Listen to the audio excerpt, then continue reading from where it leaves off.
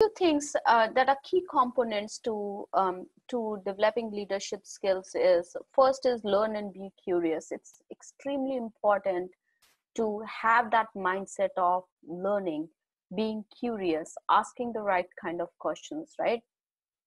So that's the first aspect to it. And the second aspect to it is taking ownership and showing genuine interest in something. So if you get an opportunity, many times we think, oh, it's an opportunity, but I don't know if I'm fully qualified or not to take on this opportunity, or do I know enough? I always recommend to people is, when you're given an opportunity, take that opportunity and then figure out how you're going to do it, right? And once you start doing that, you'll start seeing that that basically your functional and your leadership skills grow. Another good way to do that is very early on, start investing in sponsors. I know we most of the times when somebody joins into an organization, we talk about, hey, do you have a mentor or not?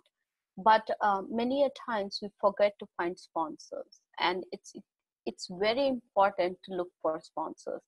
Sponsors are the people who are basically your cheerleaders. They are the people who are going to recommend you for your next job, your next career growth.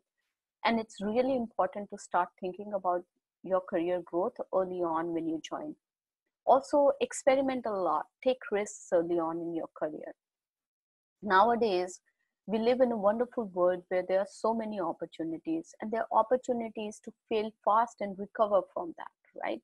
So you're not going to get stuck in a role. You're not going to get stuck anywhere if you make a mistake. You have an opportunity to come out of it. And if that's something that you don't like, but experiment, take risks early on in your career.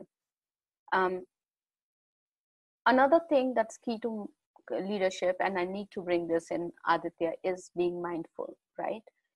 Mindful leadership as a concept is becoming very important because we live a life of partial attention, right? We are overscheduled, and we always have partial attention. Even now, I can, while we are on this webinar, there would be people who would be thinking about what's going on in my mailbox right now, right?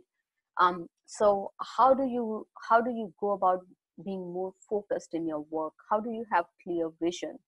That's by practicing mindfulness. And I have seen very early on, if you bring in the practice of mindfulness into your leadership style, it really helps.